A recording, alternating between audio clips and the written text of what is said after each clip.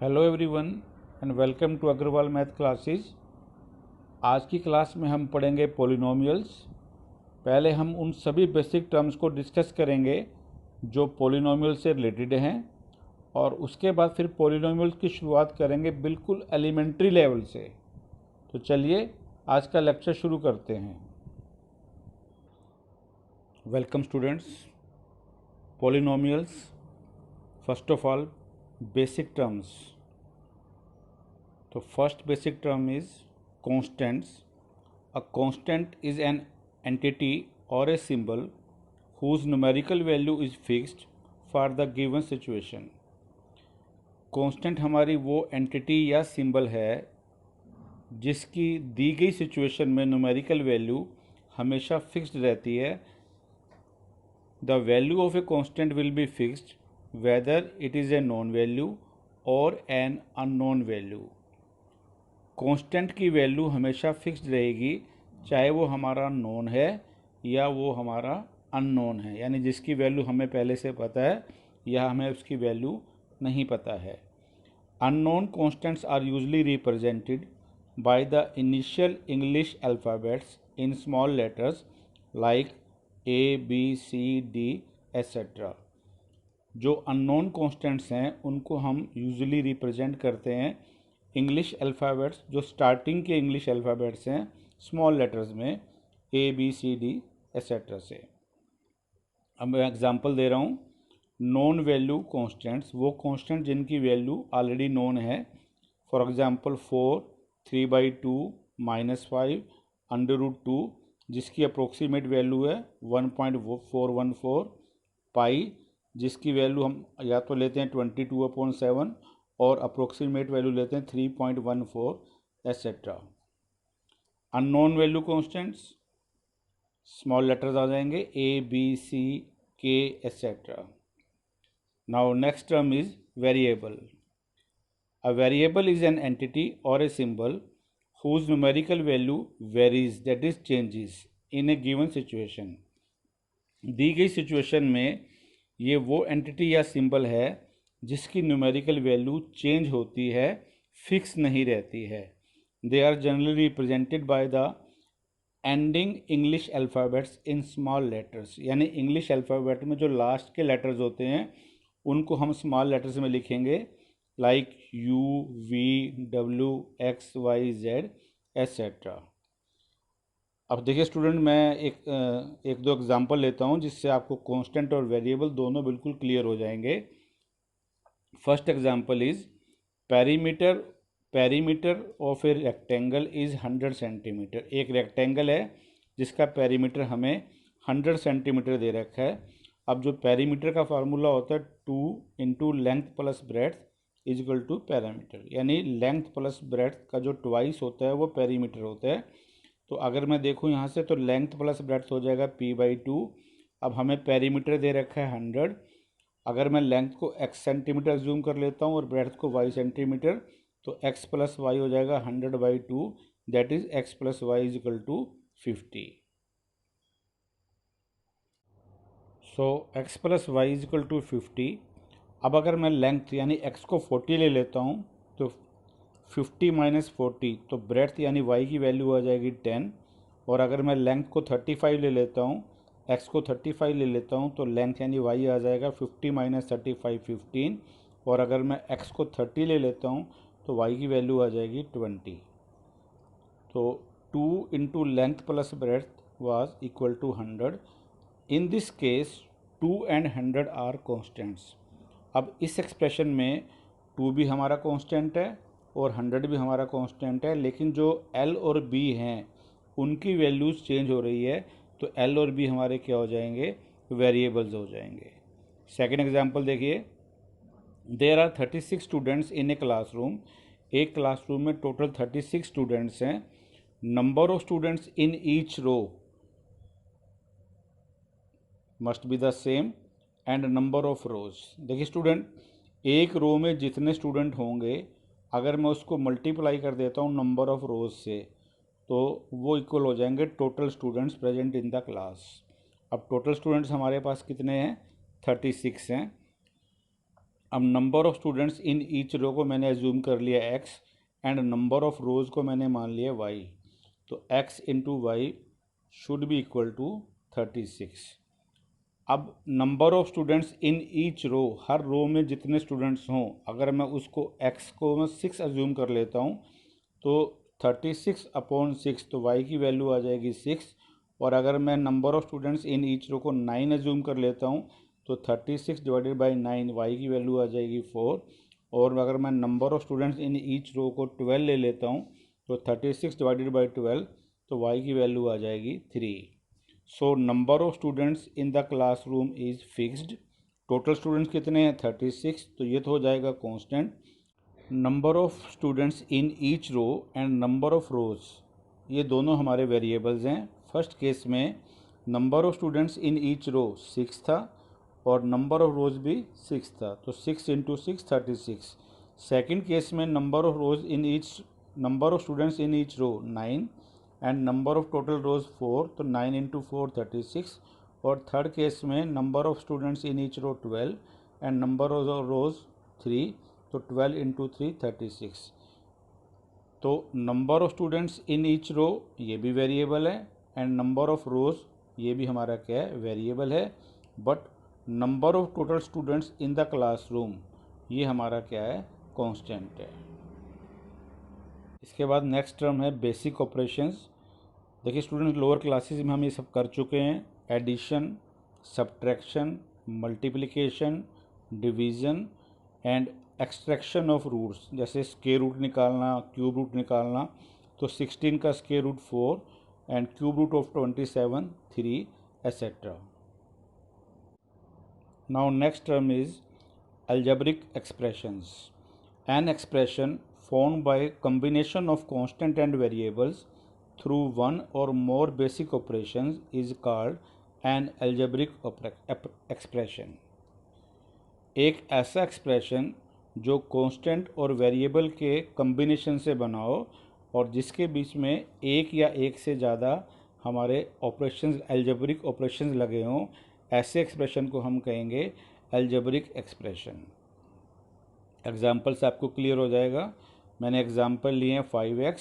अब 5x में यहाँ पर है 5 इंटू एक्स, तो 5 हमारा कांस्टेंट है, x हमारा वेरिएबल है और जो यहाँ पर बेसिक ऑपरेशन लग रहा है वो लग रहा है मल्टीप्लिकेशन का। सेकंड है 3 प्लस वाई, 3 कांस्टेंट है, y वेरिएबल है, ऑपरेशन लग रहा है आपका एडिशन का। x माइनस 4, x वेरिएबल है, 4 कांस्टेंट है, ऑपरेशन लग रहा है सब्ट्रैक्शन का।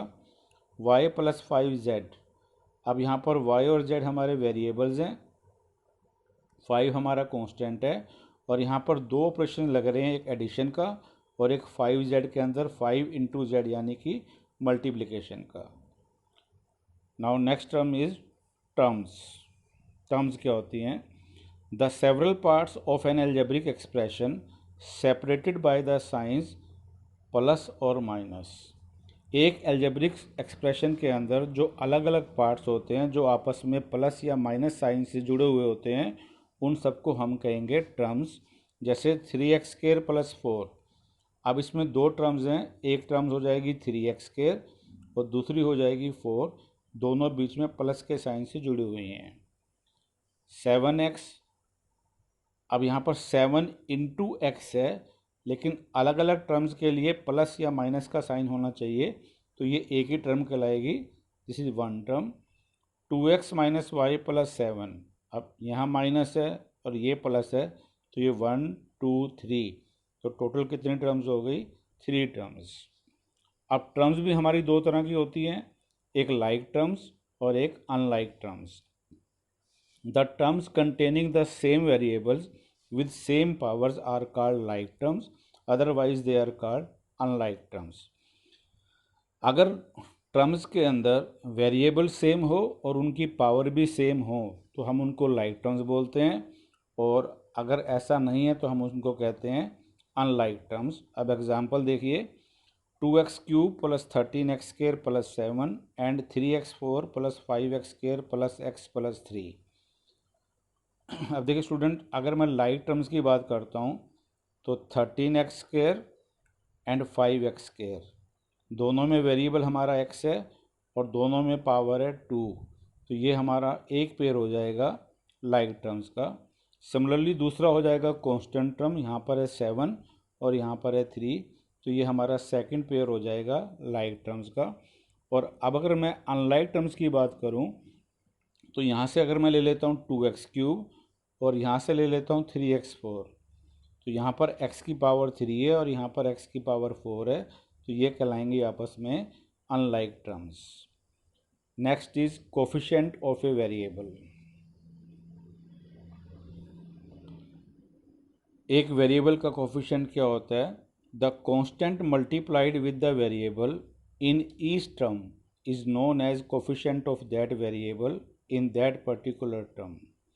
किसी भी गिवन टर्म में वेरिएबल के साथ जो कांस्टेंट मल्टीप्लाइड होता है उस कांस्टेंट को हम उस वेरिएबल का कोफिशिएंट कहते हैं। जैसे एग्जांपल में देखिए, √3x² + 4/3x - 5। अब यहाँ पर अगर मैं x² का कोफिशिएंट देखूँ तो x² के साथ जो मल्टीप्लाइड है वो √3 है, तो कोफिशिएंट ऑफ x² हो जाएगा √3। और अगर मैं यहाँ पर कांस्टेंट टर्म देखता हूँ तो वो -5 है। कांस्टेंट टर्म का मतलब होता है जो इंडिपेंडेंट ऑफ वेरिएबल हो।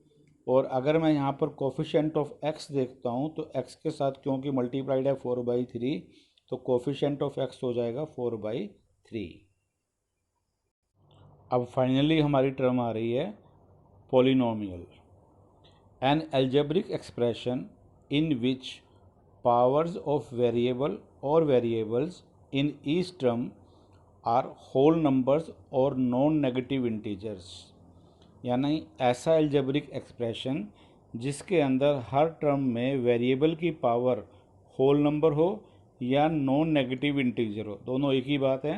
होल नंबर्स हमारे क्या होते हैं? 0, 1, 2, 3, 4 एंड सो ऑन। और नॉन नेगेटिव इंटीजर का मतलब है जो नेगेटिव नहीं है उनको छोड़कर, यानी 0 और पॉजिटिव। तो होल नंबर और नॉन नेगेटिव इंटीजर एक ही बात है। तो अगर किसी एल्जेब्रिक एक्सप्रेशन में वेरिएबल हर टर्म के अंदर वेरिएबल की पावर होल नंबर है या मैं इसको कह सकता हूँ नॉन नेगेटिव इंटीजर है, तो ऐसे एक्सप्रेशन को हम क्या कहेंगे? पॉलिनोमियल कहेंगे। Powers can not be in fractions. Power fraction में नहीं होनी चाहिए और नेगेटिव भी नहीं होनी चाहिए। Care should be taken that the variable और variables must be as numerator. जिस एल्जेब्रिक एक्सप्रेशन को हम ऑब्जर्व कर रहे हैं उसमें वेरिएबल हमेशा एज न्यूमरेटर होना चाहिए, डिनोमिनेटर में नहीं होना चाहिए। एग्जाम्पल देखिए, 2x + 1। अब यहाँ पर स्टूडेंट दो टर्म हैं, 2x + 1। तो 2x में x हमारा वेरिएबल है, इसकी पावर 1 है जो कि होल नंबर है। और जो ये 1 है, 1 को हम ऐसे लिख सकते हैं 1 × x⁻⁴। किसी भी बेस की पावर अगर 0 हो जाए तो वो =1 होता है। तो यहाँ पर पावर 1 हो गई और यहाँ पर पावर 0 हो गई, दोनों होल नंबर्स हैं, तो ये हमारी क्या है? पॉलिनोमियल है। नेक्स्ट देखिए, 3x² + 7x + 5। इस टर्म में x की पावर 2 है, यहाँ पर x की पावर 1 है और आप 5 को लिखोगे 5 × 1, दैट इज़ 5 × x⁻⁴। तो यहाँ पर पावर हो जाएगी 0, तो 2, 1, 0 सभी होल नंबर हैं, तो ये भी हमारी क्या है? पॉलिनोमियल है।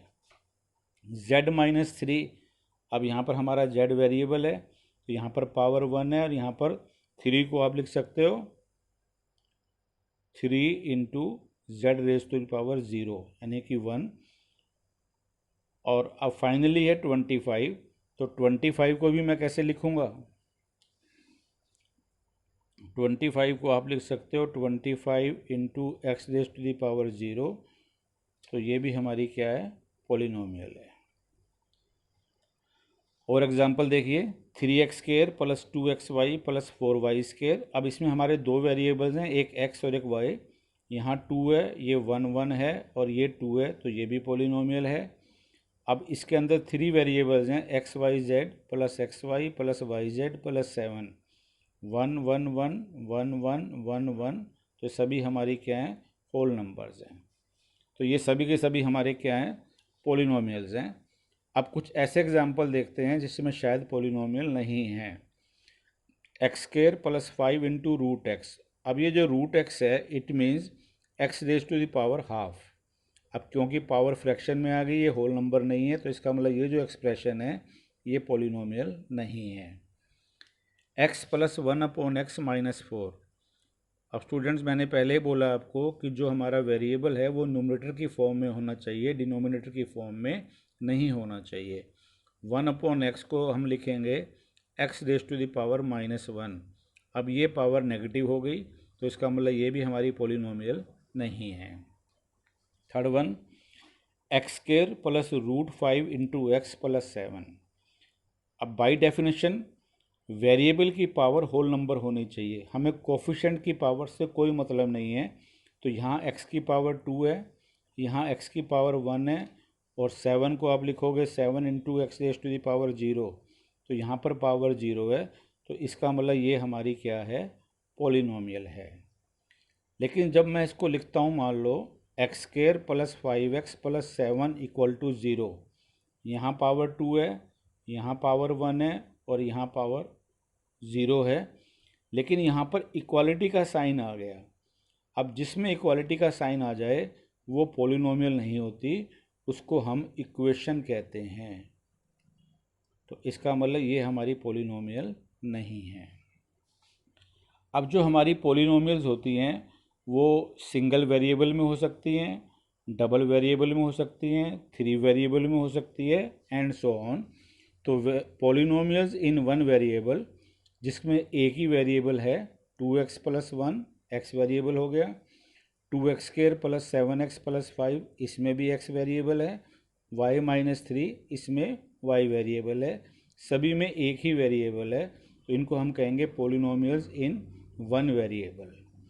अब नेक्स्ट है पॉलिनोमियल्स इन 2 variables, 3x square plus 2xy plus 4y square. अब इसके अंदर हमारे 2 वेरिएबल्स हैं x और y। देन पॉलिनोमियल्स इन 3 variables, xyz plus x square y plus yz square plus 10। अब यहाँ पर हमारे 3 वेरिएबल्स हो गए x, y और z। We will take polynomial in single variable only. आगे हम जो भी डिस्कशन करेंगे तो उसमें जो हम पॉलिनोमियल्स लेंगे वो सिंगल वेरिएबल में ही लेंगे। अब वो सिंगल वेरिएबल कुछ भी हो सकता है, x भी हो सकता है, वो y भी हो सकता है, वो z भी हो सकता है, से t भी हो सकता है, कुछ भी हो सकता है, लेकिन होगा एक ही वेरिएबल। आज के लिए बस इतना ही। वीडियो को लाइक करें, शेयर करें, और हमारे चैनल अग्रवाल मैथ क्लासेस को अगर अभी तक सब्सक्राइब नहीं किया है तो अभी से सब्सक्राइब करें, और साथ में ही बेल आइकन को भी दबाना ना भूलें। तो जल्द ही मिलते हैं नेक्स्ट वीडियो में। Bye bye.